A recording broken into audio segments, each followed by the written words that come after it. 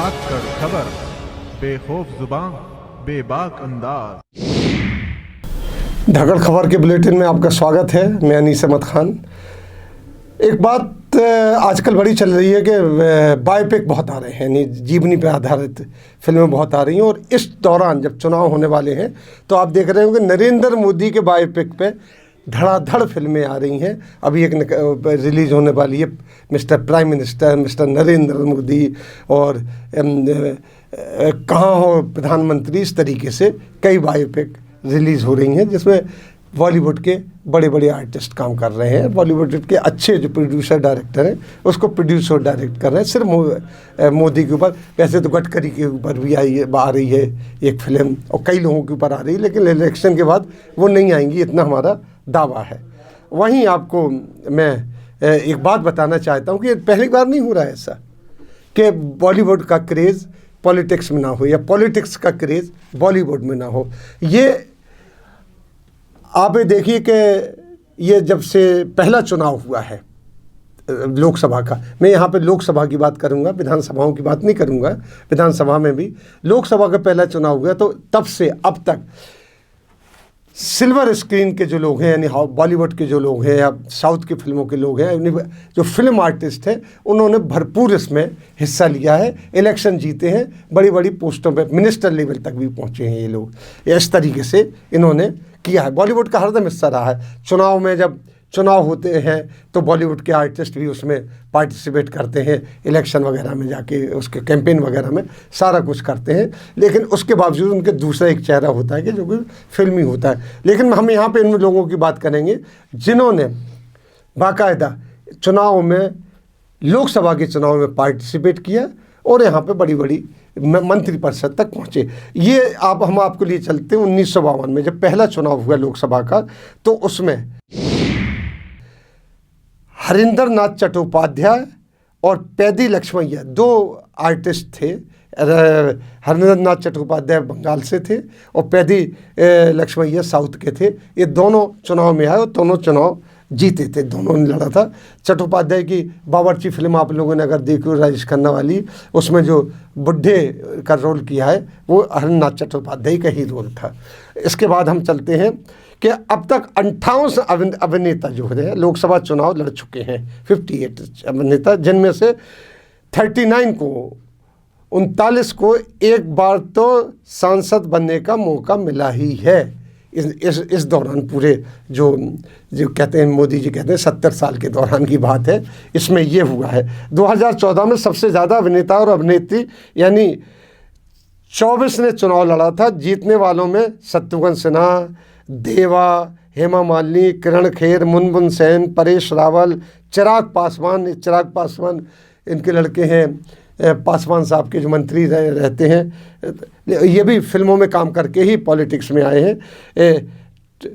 Innocent, Manoj Tiwari, Murli Manohar भगंती, संध्या राय, शताब्दी राय, बाबुल सुप्रिया, इतने लोगों ने चुनाव लड़ा और ये जीते थे। इसके अलावा भी लोगों ने चुनाव लड़ा, लेकिन ये इन्होंने जीते चुनाव लड़ा था। इसके अलावा राखी सावंत ने भी चुनाव लड़ा था, मनोज माजरेकर ने चुनाव लड़ा, अपराजिता मोहिंता, जावेद जाफरी ने चुनाव लड़ा था आप पार्टी से, नगमा ने चुनाव लड़ा था साउथ से कांग्रेस से, नवनीत कौर राणा, राम्या, रवि किशन, भप्पी लाहड़ी, स्मृति ईरानी और मुल्लप्पा नामा को 214 में हार का सामना करना पड़ा था। इसमें स्मृति ईरानी हारने के बाद भी मंत्री बनी थी, ये बड़ी उसकी, और राज्यसभा में लाई गई थी। ये राज्यसभा में ही थी। इन्होंने राहुल गांधी के खिलाफ चुनाव लड़ा था और उसमें जीती थी। उसी के बाद अगर 1980 में चले तो पार्टी के गठन के बाद बीजेपी, 1980 में बीजेपी का गठन हुआ था, तो उसमें बीजेपी ने 18 फिल्मी सितारों को उतारा था और कांग्रेस ने 17 को टिकट दिया था उस दौरान, जब 1980 की बात है ये। तो आम आदमी पार्टी ने भी, डीएमके ने भी, जनता दल ने भी, Samajwadi party, TRS, LJP, Maharashtra Navnirman सेना, सभी ने फिल्मी सितारों को चुनाव लड़ने का मौका दिया। टीएमसी के सभी फिल्मी उम्मीदवार देवा, शताब्दी राय, संध्या राय और मुनमुन सेन अच्छे मार्जिन से जीते। तृणमूल कांग्रेस की पार्टी, जो कि ममता बनर्जी की पार्टी है, ये लोग सब बंगाल से खड़े हुए थे, तो अच्छे मार्जिन से जीते थे ये लोग जो इनके उम्मीदवार थे टीएमसी के। 50 फिल्म में सितारे खड़े हुए, जिसमें 49 हारे और 19 जीते थे। ये 2014 की बात कर रहे हैं।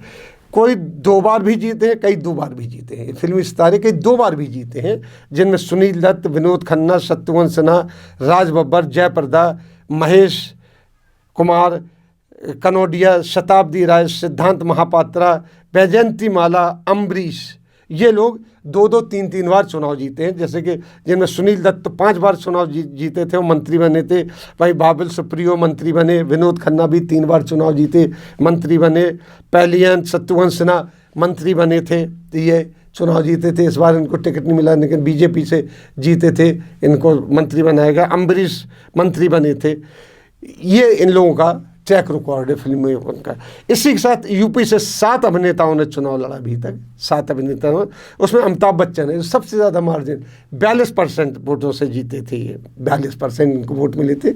इलाहाबाद से खड़े हुए थे, बहुगुणा के खिलाफ। बहुगुणा को हराया था उस ज़माने। बहुगुणा बड़े दिग्गज पॉलिटिशियन माने जाते हैं, लेकिन इंदिरा गांधी की हत्या के बाद, शहादत के बाद जब खड़े किए गए तो उसमें अमिताभ बच्चन भी फिल्म छोड़ के आ गए थे। अब उन्होंने उसके बाद कुछ 1-1.5-2 साल रहे थे, उसके बाद छोड़ के वो फिल्म फिर वापस चले गए और उन्होंने कान पकड़े थे कि अब मैं राजनीति में कभी नहीं पाऊंगा।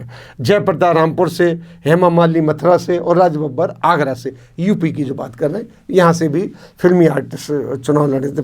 58 में से 33 क्षेत्रीय पार्टियों में से थे, 23 बॉलीवुड के, यानी 58 जो लोग खड़े हो रहे थे चुनाव में फिल्मी सितारे, उसमें 33 तो क्षेत्रीय पार्टियों से खड़े हो रहे थे और 23 बॉलीवुड के सितारे थे। क्षेत्रीय जो पार्टी में खड़े हुए वो क्षेत्रीय उससे थे, जो रीजनल फिल्मों से, और 23 बॉलीवुड से थे। यहाँ हम बात नहीं करेंगे, तेलुगु देशम के रामा राव भी थे और जयललिता भी थी। ये सब विधानसभा में रही हैं, ये संसद में नहीं आई हैं और इलेक्शन भी नहीं लड़ा। इनमें से कुछ लोग ऐसे थे जो राज्यसभा में डायरेक्ट आए। राज्यसभा वालों का भी जिक्र नहीं कर रहा हूँ मैं यहाँ पे। राज्यसभा में तो रेखा भी आई हैं, नरगिस भी रही हैं, जावेद अख्तर भी रहे हैं, शबाना आज़मी भी रही हैं, लेकिन इन लोगों ने चुनाव नहीं लड़ा है कभी, इसलिए इनके नाम नहीं लड़े। वो फिल्मी सितारे जो बाकायदा जनता में आए, चुनाव लड़ा और जीते, वो अच्छे मार्जिन से जीते और मंत्री पद तक गए। इसके माने ये है। अच्छा, गोविंदा, इसमें गोविंदा का नाम रह गया। गोविंदा भी जीते थे मुंबई से चुनाव, उन्होंने दिग्गज वहाँ के उनको हराया था, जो आज कहीं के गवर्नर भी हैं, उनको हराया था इन्होंने, गोविंदा ने। इस तरीके से ये मत समझिए कि जो बॉलीवुड वाले हैं और जो आर्टिस्ट हैं, फिल्मी सितारे हैं, ये जनता से कटे रहते हैं, ये जनता के साथ भी रहते हैं। ये इसीलिए बुलेटिन में ये मैंने कोशिश की है कि उन लोगों के नाम दिए जाएं जो बाकायदा चुनाव लड़े और एक बार नहीं चुनाव लड़ के भागे नहीं। धर्मेंद्र भी चुनाव लड़े थे, धर्मेंद्र ने एक ही बार चुनाव लड़ा है। हेमा मालिनी उनकी पत्नी, वो तो बार लड़ रही हैं मथुरा से, तो वो तो चले गए, लेकिन बाकियों ने तो बाकायदा देश सेवा की, देश में रहे, मंत्री बने और बार जीतने के। जैसे सुनील दत्त 5 बार जीते, आखिर में जाके वो मंत्री बने थे। इस तरीके से मैंने आपको छोटी सी कोशिश करके ये बताया है कि किस तरीके से बॉलीवुड या साउथ की फिल्म इंडस्ट्री चुनाव लड़ती है और सिल्वर स्क्रीन से उतरकर हकीकी दुनिया में आती है। इसी के साथ इजाज़त दीजिए मुझे, और अगर ये बुलेटिन आपको पसंद आता है तो इसको आप लाइक कीजिए, शेयर कीजिए और फेसबुक पे भी शेयर कीजिए। ये हमारी आपसे रिक्वेस्ट है, और आप इसकी घंटी दबा के आप इस दबाइए। नमस्कार।